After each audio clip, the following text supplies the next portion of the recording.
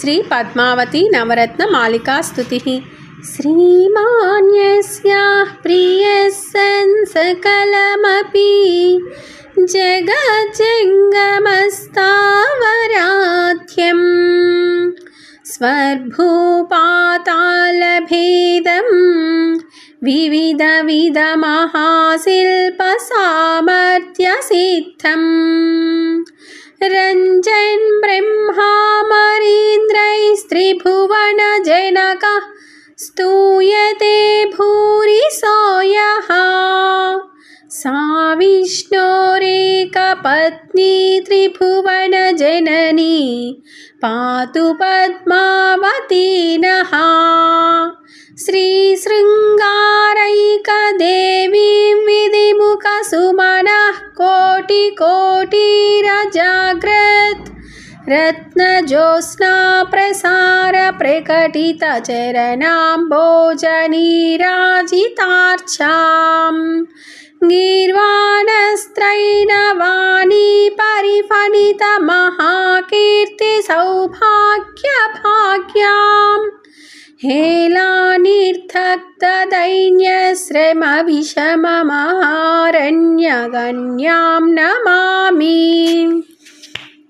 विद्युत्कोटिप्रकाशां विविधमणिगणोन्निद्रस्नुग्धशोभा सम्पत्सम्पूर्णहारात्यभिनवविभवालङ्क्रियोल्लासिकण्ठाम् आद्यां विद्योतमानस्मितरुचिरचितानल्पचन्द्रप्रकाशां पद्मां पद्मायताक्षीं पदनलिननमत्पद्मसद्मां नमामि। सस्वत्तस्याश्रयेऽहं चरणसरसिजं सङ्गपानेः पुरन्द्र्याः स्तोकं यस्याः प्रसादः प्रसरति मनुजे क्रूरदारिद्र्यदग्धे सोऽयं सद्यो नवध्यस्थिरतररुचिरश्रेष्ठभूयिष्ठनव्या स्तव्यप्रासादपङ्क्तिप्रसितबहुविध प्राभवो वो भवीति सौन्दर्योद्वेलहेमाम्बुजमहितमहासिंह पीठाश्रया पुष्यन्नीलारविन्दप्रतिमवरकृपापूरसम्पूर्णनेत्राम्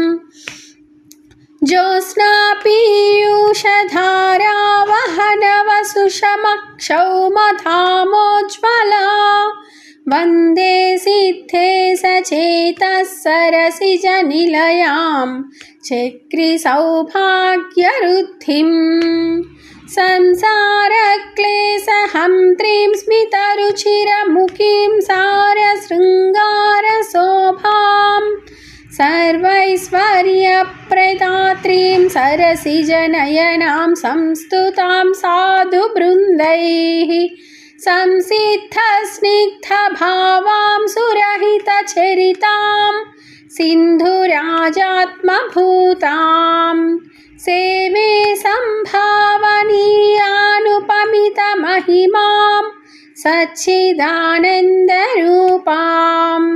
सिद्धस्वर्णोपमानद्युतिलसिततनुं स्निग्धसम्पूर्णचन्द्रा व्रीडासम्पादिवक्त्रां तिलसुमविजयोद्योग निर्निद्रणासां तादात्वोत्फुल्लनीलाम्बुजहसनचनात्मीयचक्षुः प्रकाशां बालस्त्रीलप्रवालप्रियसखचरणद्वन्द्वरम्यां भजेऽहम्।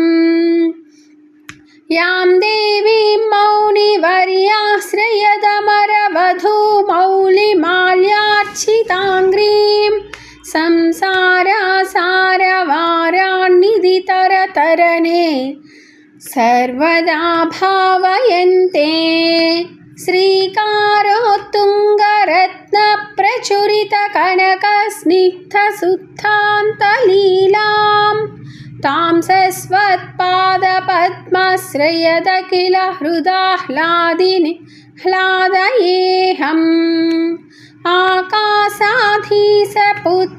श्रितजननिवहादीन चेतः प्रवृत्तिं वन्दे श्रीवेङ्कटेशप्रभुवरमहिषीं दीनचित्तप्रतोषां पुष्यत्पादारविन्दप्रसृमरसुमहस्यामि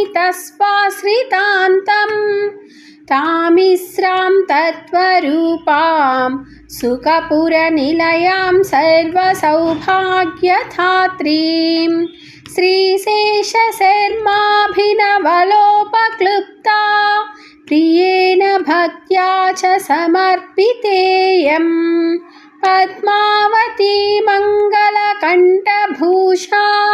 विराजतां श्रीनवरत्नमाला इति श्री पद्मावती नवरत्नमालिका स्तुतिः सम्पूर्णम्।